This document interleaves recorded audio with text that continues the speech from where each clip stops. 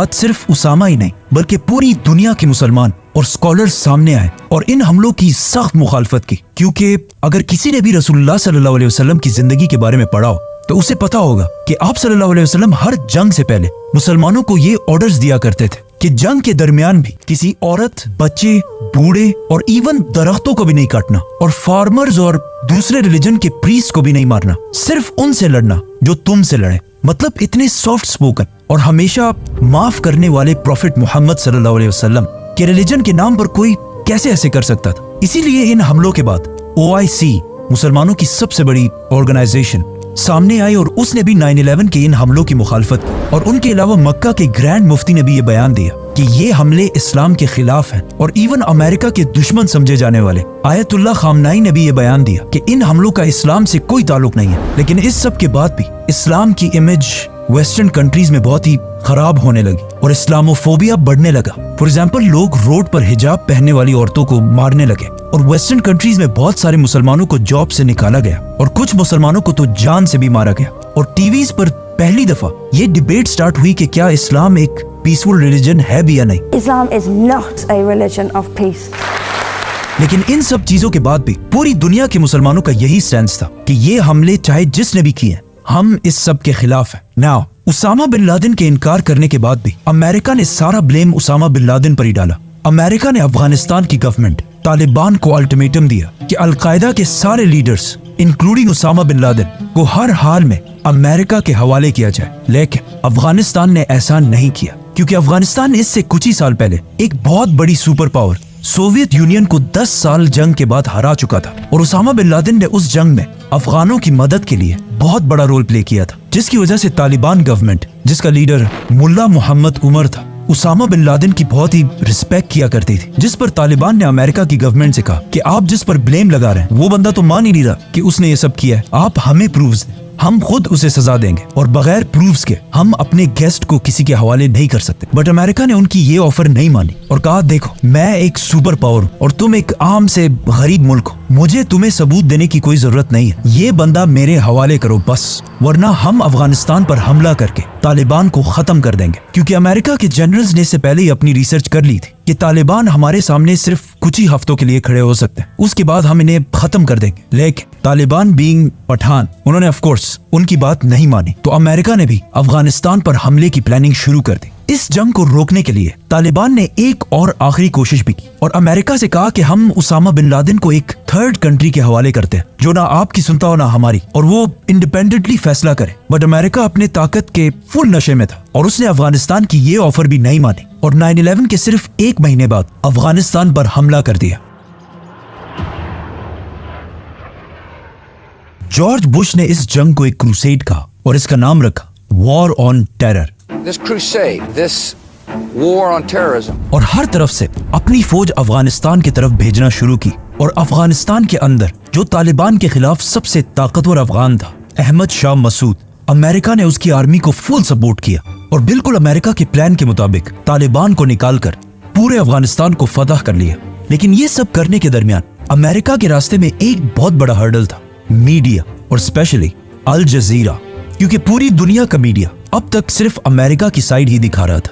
लेकिन अल जजीरा वाहिद चैनल था जो दोनों साइड्स को दिखा रहा था, अमेरिकन साइड और अफगान साइड। अल जजीरा ने अपने टीवी पर ऐसे वाकयात भी दिखाए जिसमें अमेरिकन जेट सिर्फ तालिबान को नहीं बल्कि सिविलियंस को भी टारगेट कर रहे थे, जिसे अब तक बाकी सारे चैनल्स BBC, CNN वगैरह नहीं दिखा रहे थे। तो इस पर अमेरिका की फौज को बहुत गुस्सा आया और उन्होंने अफगानिस्तान पर हमले के सिर्फ 4 हफ्ते बाद काबुल में अल जजीरा के हेडक्वार्टर को अपने एक जहाज से उड़ा दिया ताकि अल जजीरा वहां रिपोर्टिंग ना कर सके और इवन इनके एक कैमरामैन को दुनिया के सबसे खतरनाक प्रिजन ग्वांतनामो बे भेजा ताकि इन सब चीजों से अल जजीरा का मुंह बंद हो सके। अमेरिकन जनरल्स की प्लानिंग बिल्कुल सही थी, क्योंकि 9/11 के सिर्फ 3 महीने बाद तालिबान की गवर्नमेंट अफगानिस्तान में खत्म हो गई, जिसके बाद अफगानिस्तान का कोई भी लीडर नहीं था। इसीलिए अमेरिका ने अफगानिस्तान के एक नए लीडर की तलाश शुरू कर दी और जर्मनी की सिटी बॉन में एक बहुत बड़ी कॉन्फ्रेंस कराई, जिसमें उन्होंने कुछ अफगान लीडर्स को भी बुलाया और इन सब को बिठाकर जर्मनी से अफगानिस्तान के लिए एक नया लीडर चूज किए, हामिद करजई, जो बिल्कुल तालिबान के ऑपोजिट था। Unfortunately, that didn't happen. मतलब जबरदस्त इंग्लिश बोलता था और बिल्कुल एक वेस्टर्न आदमी लगता था और CIA का फेवरेट था। हामिद करजई को अमेरिका ने अफगानिस्तान का नया प्रेसिडेंट बनाया और इसकी हुकूमत को स्ट्रॉन्ग करने के लिए एक नई फौज ट्रेन की और एक नई गवर्नमेंट बनाई। दूसरी गवर्नमेंट्स को निकालना और अपनी पसंद की गवर्नमेंट बिठाना अमेरिका का पुराना बिजनेस है, लेकिन अगर अफगानिस्तान की हिस्ट्री को देखा जाए तो उन्होंने कभी भी बाहर से किसी लीडर को अपने ऊपर एक्सेप्ट नहीं किया। And to top that, Hamid Karzai की गवर्नमेंट इतनी करप्ट थी कि अफगान कौम उसे एक्सेप्ट कर भी नहीं सकती थी। इसी तरह सब कुछ चलता रहा और ऐसा लग रहा था कि क्लियरली तालिबान ये जंग हार चुके। लेकिन 2 साल बाद 2003 में अमेरिका ने एक नई जंग शुरू की, Iraq war. Saddam Hussein and his sons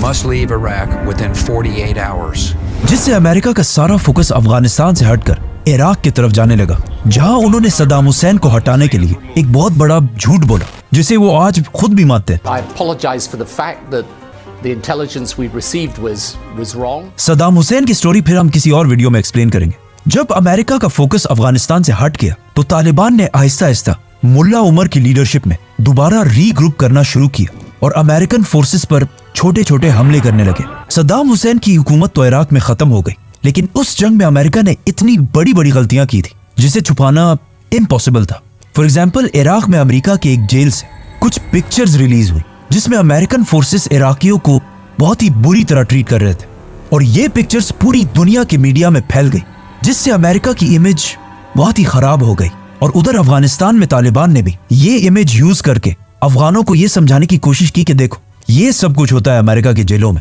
Iraq के इन जुल्मों की वजह से जब बुश इराक विजिट करने गए तो वहां उन्हें जूते भी मारे गए। इस सब से अमेरिका की इमेज इराक में ही नहीं बल्कि अफगानिस्तान में भी खराब हुई और तालिबान दोबारा मजबूत होने लगे। इसके अलावा तालिबान की मजबूती का एक रीजन ये भी था कि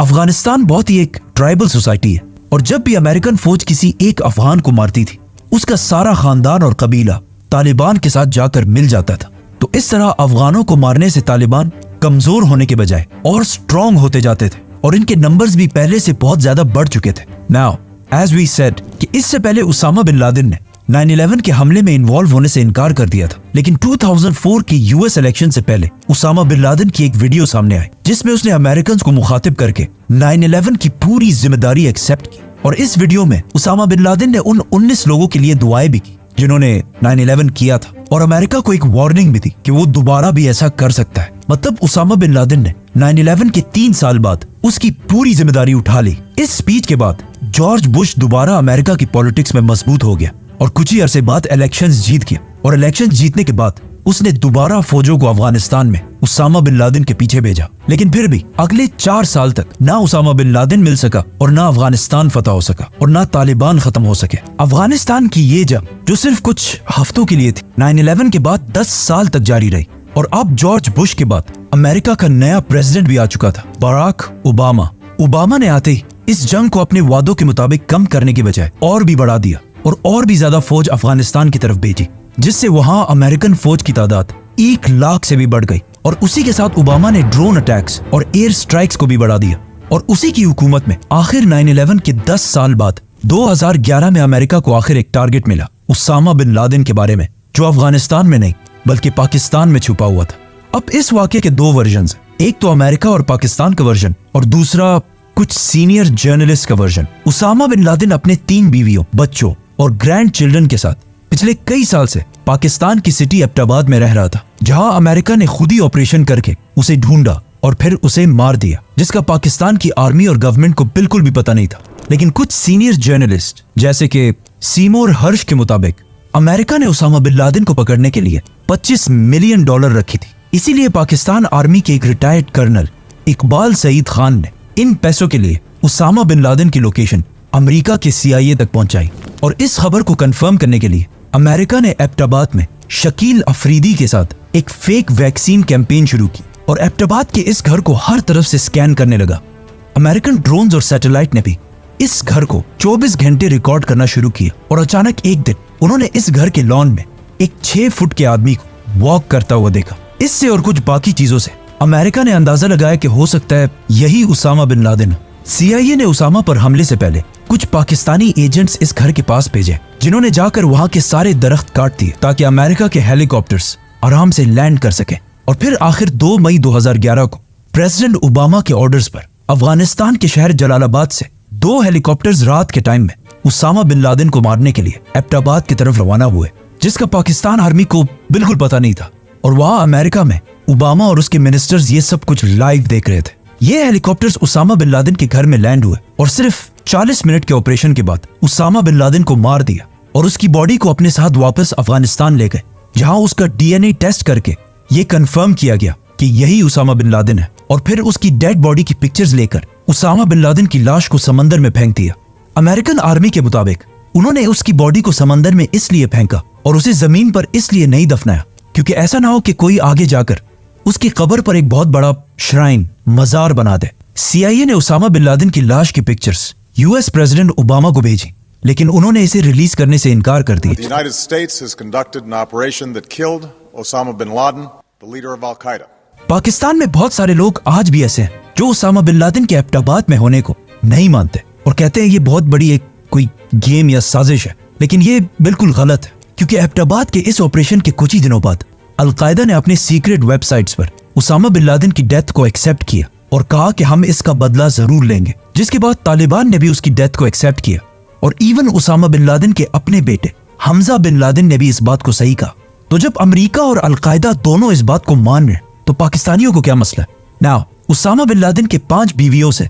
उनके 11 बेटे थे और उसका बड़ा बेटा अब्दुल्ला बिन लादेन आज भी सऊदी अरब के सिटी जद्दा में खामोशी से अपना बिजनेस चला रहा है, लेकिन उसकी हर मूवमेंट को सऊदी गवर्नमेंट बहुत केयरफुली नोट करती है। उसामा बिन लादेन का दूसरा बेटा उमर बिन लादेन, जो पब्लिकली अपने बाप और उसके मिशन को गलत कहता है और उसने अपने बाप उसामा बिन लादेन के खिलाफ एक किताब भी लिखी है। उसामा बिन लादेन का तीसरा बेटा साद बिन लादेन, जो एक जमाने में अपने बाप का राइट हैंड हुआ करता था और उसामा उसे अपने बाद अल-कायदा का नया लीडर भी बनाना चाहता था, लेकिन उसके इस बेटे साद बिन लादेन को उसामा बिन लादेन से पहले ही 2009 में मार दिया गया। उसामा बिन लादेन का एक ही ऐसा बेटा था, उसका चौथा बेटा हमजा बिन लादेन, जो उसके बाद अल-कायदा के लीडर्स में से था और उसामा बिन लादेन के मौत के बाद वो बार बार अल-कायदा की तरफ से पब्लिक स्टेटमेंट्स भी दिया करता था, लेकिन इसे भी 2018 और 19 के दरमियान अफगानिस्तान में मार दिया गया। उसामा बिन लादेन की जो फैमिली एबटाबाद में बच गई थी वो पहले तो 1-2 साल पाकिस्तान की कैद में रहे, जिसके बाद उन्हें वापस अपने कंट्रीज में भेज दिया गया और आज वो सारे खामोशी से सऊदी और यमन में अपनी जिंदगियां गुजार रहे हैं, लेकिन किसी को नहीं पता कि उनकी एग्जैक्ट लोकेशन क्या है। उसामा बिन लादेन की वफात के बाद उनके घर से बहुत सारे पर्सनल डॉक्यूमेंट्स भी मिले, जिनमें उनकी कुछ रिकॉर्डिंग्स और उनके बच्चों के लिए कुछ वीडियो गेम्स भी शामिल थी। इन डॉक्यूमेंट्स को देखकर यह भी लगता है कि उसामा बिन लादेन को पहले से पता था कि एक दिन उसे इसी तरह अचानक मारा जाएगा, इसीलिए इन डॉक्यूमेंट्स में से एक में उनकी आखिरी वसीयत भी मिलती है, जिसमें वो लिखते हैं कि मेरे पास अभी भी $40 मिलियन पड़े हैं और मेरे बाद इन $40 मिलियन से सिर्फ थोड़ा सा मेरी फैमिली को दिया जाए और बाकी सब अल-कायदा को दिया जाए। नाउ अब जब उसामा बिन लादेन को मार दिया गया था और अमेरिका जिस काम के लिए अफगानिस्तान आया था वो पूरा हो चुका था, तो चाहिए तो ये था कि वो अफगानिस्तान को छोड़कर वापस चला जाए, पर उन्होंने ऐसा नहीं किया और अगले 10 साल तक अफगानिस्तान में बैठे रहे, क्योंकि उसामा बिन लादेन तो अब कोई मसला नहीं था, लेकिन अब दुनिया बिल्कुल चेंज हो चुकी थी और अफगानिस्तान के बहुत ही क्लोज एक नया सुपर पावर चाइना बनने वाला था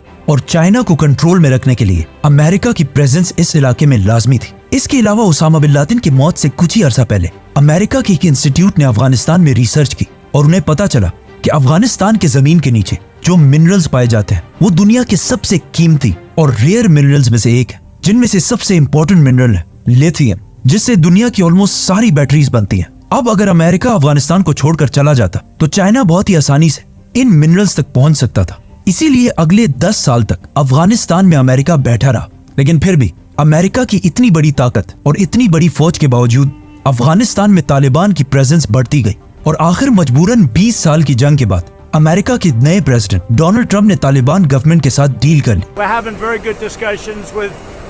और अफगानिस्तान से आहिस्ता आहिस्ता अपनी फौज निकालने लगा और 20 साल ट्रेनिंग देने के बाद भी अफगानिस्तान की फौज कुछ दिनों के लिए भी तालिबान के सामने खड़ी ना हो सकी और अमेरिका के जाने के कुछ ही दिनों बाद तालिबान बगैर किसी लड़ाई के 20 साल बाद दोबारा अपने कैपिटल काबुल में दाखिल हुए। अफगानिस्तान की इस जंग को अमेरिका की सबसे बड़ी नाकामी समझा जाता है, क्योंकि 20 साल लड़ाई के बाद भी अमेरिका ने तालिबान को कमजोर करने की बजाय और स्ट्रॉन्ग बना दिया और इस जंग के बाद अफगानिस्तान को उसका टाइटल दोबारा मिल गया as the graveyard of empires. 9/11 में 3000 अमेरिकन मारे जाने के बाद जो पूरी दुनिया में वॉर ऑन टेरर शुरू हुई, उसमें अब तक 4.6 मिलियन लोग 46 लाख लोग हलाक हो चुके हैं, 4 करोड़ लोग अपने घरों से डिस्प्लेस होकर रेफ्यूजीज बने हैं, जिसमें मैं पर्सनली भी अपनी फैमिली और पूरे सिटी के साथ 2009 में रेफ्यूजी रहा हूँ। हालांकि मेरा 9/11 से कोई ताल्लुक नहीं था। और अगर इस वॉर ऑन टेरर के कॉस्ट को देखा जाए तो सिर्फ डायरेक्टली $2 ट्रिलियन खर्च हुए। और ब्राउन यूनिवर्सिटी के एस्टिमेट्स के मुताबिक वॉर ऑन टेरर पर अमेरिका के $8 ट्रिलियन जाया हुए हैं। इस वॉर ऑन टेरर से अमेरिका की आवाम को भी नुकसान हुआ है और अफगानिस्तान की आवाम को भी, और फायदा सिर्फ और सिर्फ वेपन्स बनाने वाली कंपनीज को हुआ है। फॉर एग्जाम्पल, लॉकहीड कंपनी के सीईओ को, जो इस जंग से पहले हर साल $3 मिलियन कमाया करता था, लेकिन इस जंग के दौरान उसकी इनकम $3 मिलियन से $30 मिलियन तक चली गई थी। मतलब कुछ ही सालों में 10 टाइम्स इनकम बढ़ गई थी। और आज भी This crusade, this war on